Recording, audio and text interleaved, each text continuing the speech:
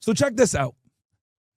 Going back to the dating shit. This was a very interesting clip that came across my desk over here at Misogyny Headquarters. POV, we're hot and no men approaching us.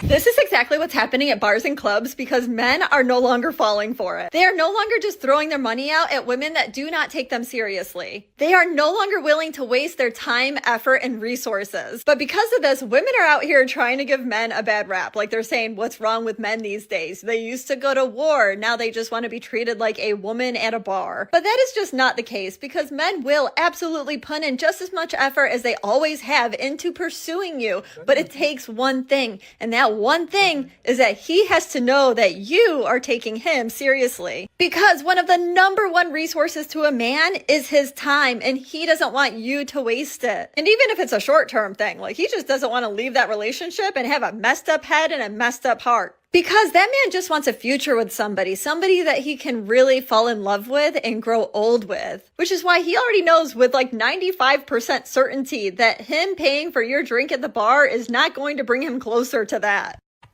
Now look, you guys know what I always say. I think dating coaches suck. But I also understand that since, back to what we were discussing before, women don't like to hear the truth, right? And they want it from a palatable presentation. Women sometimes can get through to women better than I can, right?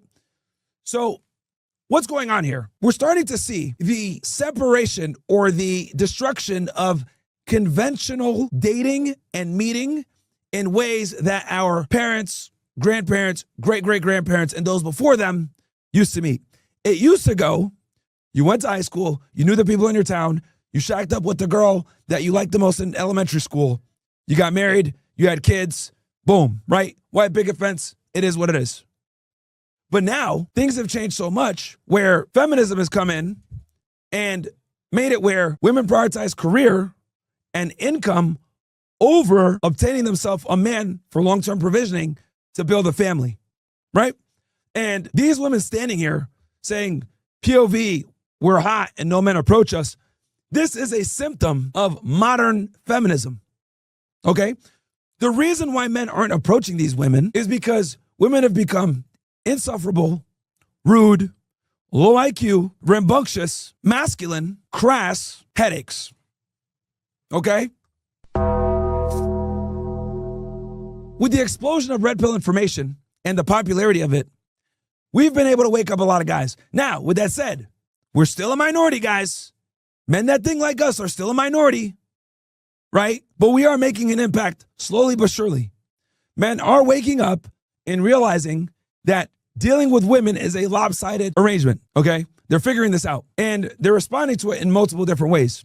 Whether it's they're no longer going to bars, whether it's they're focusing on other things, whether it's they use dating apps exclusively so they don't waste their time. Women not getting as much attention as they used to is a byproduct of them and their ostracization of the average man. Okay?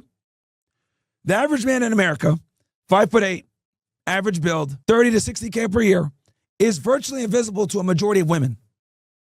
Right? And the reason why is because women have this mindset of the grass is always greener on the other side. And thanks to the internet, TikTok, Instagram, dating apps, etc., women have access to higher status men from all over the world. Going back to the example I gave you guys before, it used to be you married your high school sweetheart and that's it. Or if there was a hot girl in town, she was limited to her immediate geographic area for finding a partner.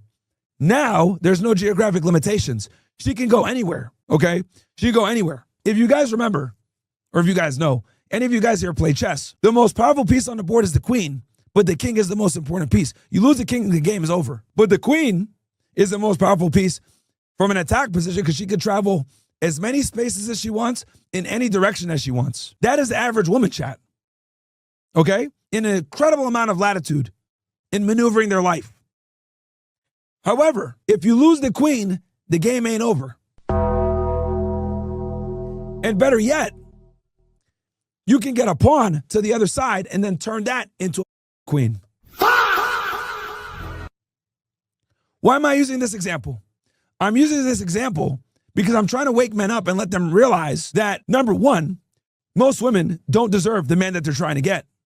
Number two, never compromise yourself for some thoughts. And then number three, you need to be aware of this so that you can go ahead and get the best girl that you can get. I don't want you guys ending up like Dominic Kosh, where you got to, on the internet, constantly saying things that embarrasses you. Ridiculous. So what's the bottom line here? Women are replaceable. Very. Though they have power and can move in any direction, any amount of spaces they want. If you lose the queen, the game ain't over. And better yet, you can get a pawn on the other side and turn that into a queen. You guys are the queen makers, all right? And I'm not saying that to blow smoke up y'all or whatever, but we need men to exercise a little bit of the hubris that our female counterparts are able to exercise every day. The average woman is extremely cocky, arrogant, rude, rambunctious, disrespectful, has a high regard for herself, even though she hasn't accomplished anything besides smoking weed and being a whore. They chronically overvalue themselves on the sexual market scale. Whereas if you compare and contrast that with men, men chronically undervalue themselves in the sexual market value scale. So men not approaching these girls is the logically sound conclusion of what feminism set out to do. Feminism, their goal originally was to create equality between the genders. But now what feminism has done is that it's made superiority between the two genders where women have all the advantages. Men are slowly starting to wake up and realize, wait, hold on one sec. You want me to be a gentleman, charming, charismatic, have money, educated, witty, cool, and asshole, but at the same time nice, a family man, yet still have the ability to be a player. Wait, what? Like their wants are unrealistic, completely unrealistic. That's the delusional world that we're in. And men not approaching women is a natural outcome because women ignore a majority of men. What do you think? You know, what did you think was going to happen here? If you ask the average girl, what percentage of men do you think are over 6 foot tall that make $100,000 per year? You know what these dumb girls will say? 50%? You stupid. No concept, no grasp of how rare the man is that they want. Zero concept. Because they go, well, I got NBA players in my DMs. And, dummy, that doesn't mean anything. Niggas just want to smash. But they conflate getting attention from men as getting marriage opportunities from men. The two are not the same. You stupid. And what's worse is these men that are hitting on them and all this other shit, they prop up their ego where a chick that's a 5 gets invited to a party, meets a A-list celebrity, maybe he smashes her, maybe he doesn't. Now, her bar is, I can date celebrities.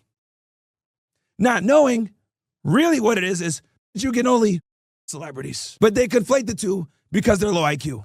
You stupid. Like I said at the top of the show, a lot of modern day females don't have critical thinking skills, unfortunately. So men are walking away, dude.